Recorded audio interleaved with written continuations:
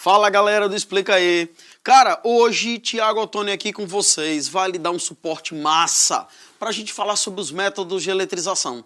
Você deve se lembrar que a constituição da matéria fala que toda ela é constituída de átomos e que os átomos são divididos em duas regiões bem simples.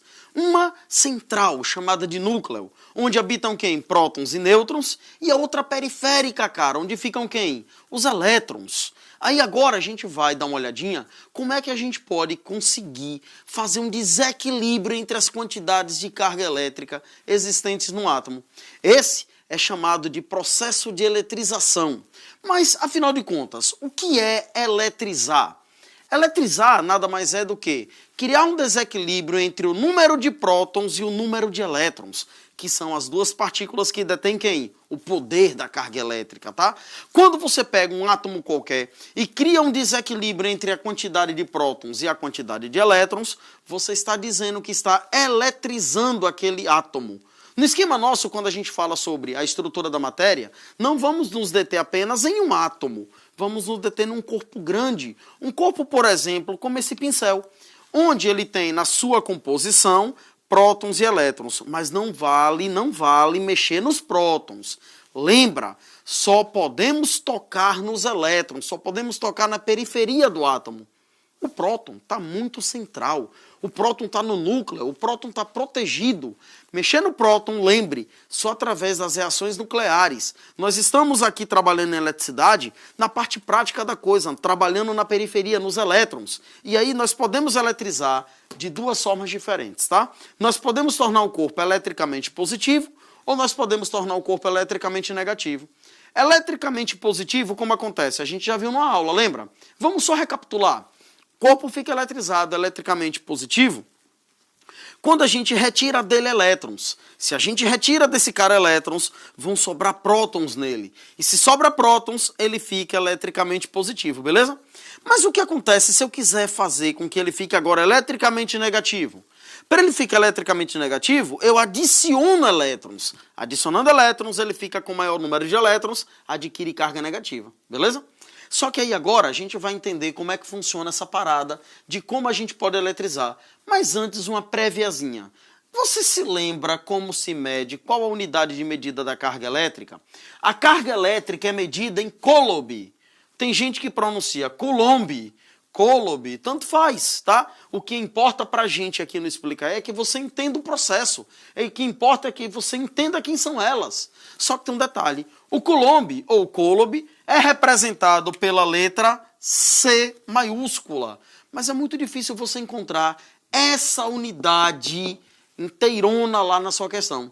O que é que os caras fazem? Os caras utilizam subunidades, já que o coulomb em si é uma carga muito grande, a gente trabalha com unidades menores de carga elétrica. Quais são elas? Uma é conhecida como milicoulomb. O mili na física equivale sempre a 10 a menos 3. Então, o que é o milicoulomb? É o 10 a menos 3 coulomb. Outra, muito usada, de todas essa é a que mais você vê em questões, microcoulomb. O micro equivale a 10 a menos 6 coulomb. Outra, bem legal, também usada demais, nanocoulomb. O nano é 10 a menos 9 coulomb. E a última delas, o chamado picocoulomb. O picocoulomb equivale a 10 a menos 12 coulomb.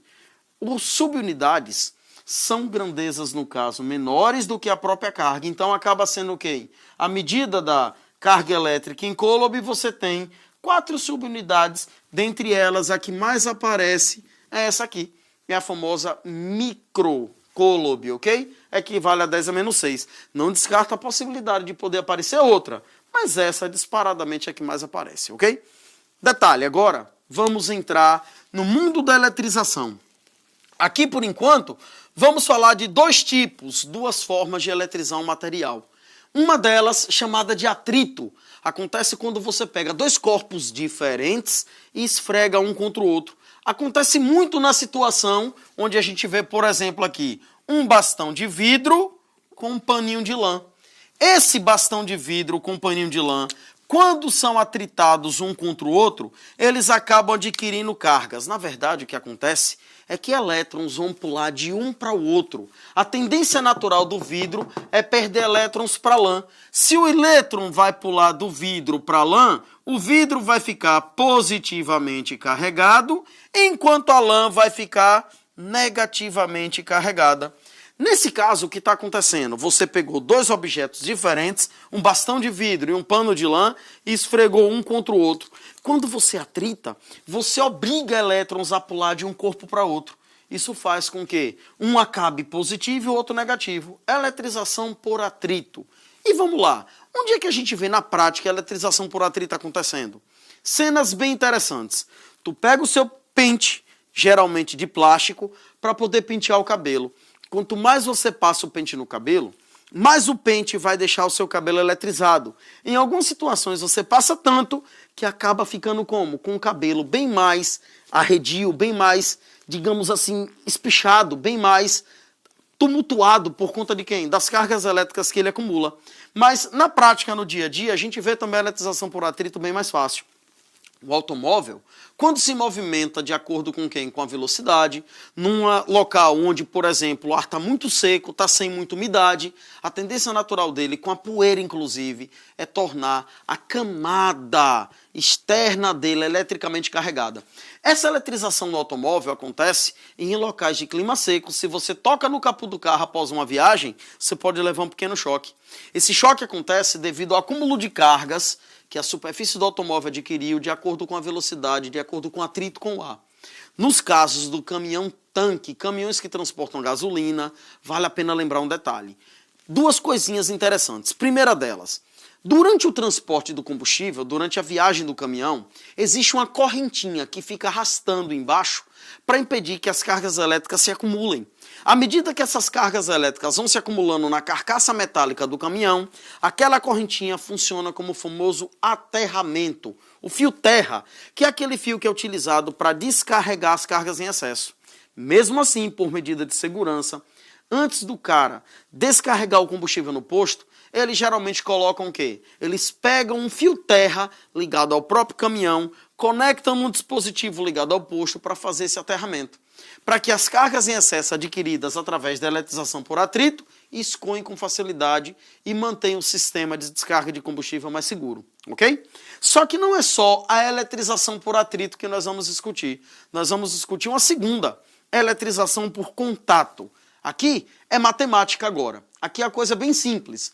Na eletrização por contato, você pega dois corpos que estão com sinais diferentes ou com sinais iguais, mas com quantidades de cargas obrigatoriamente diferentes. Se eu pego dois corpos, por enquanto, idênticos e coloco em contato, um eletrizado e o outro que pode ser eletrizado ou não, a tendência natural das cargas é pular de um corpo para outro até que atinja o equilíbrio. Vamos recordar uma coisa interessante.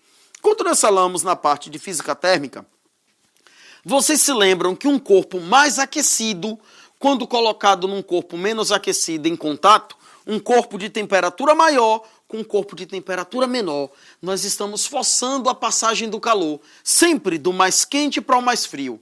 A passagem do calor do mais quente para o mais frio acontece quando tem o contato entre eles. A diferença de temperatura promove a passagem do calor até que a temperatura se iguale.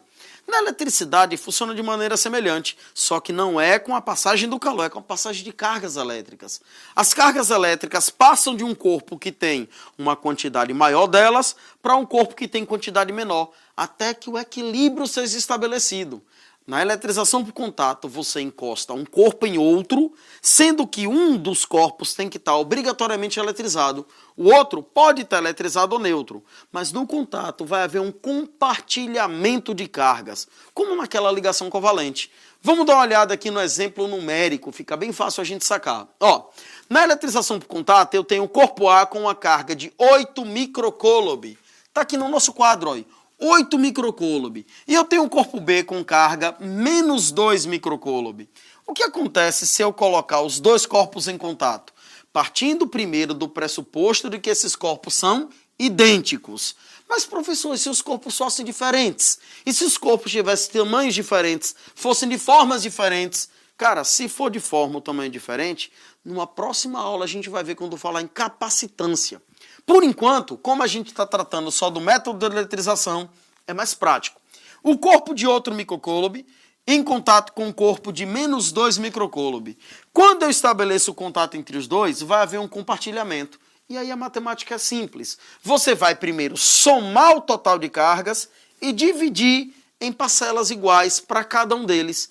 Nesse caso, o que você faria? Somaria o 8 com o menos 2, então nós faríamos 8 menos 2, a soma acontece obedecendo o sinal. Se ficar até melhor para você, você pode fazer 8 somado com menos 2 e faz a regrinha de sinal. Mais com menos dá menos. Isso faz com que o total de cargas entre os dois seja de 6. Só que lembre que você tem que juntar os dois, eles entram em contato, trocam cargas e você separa.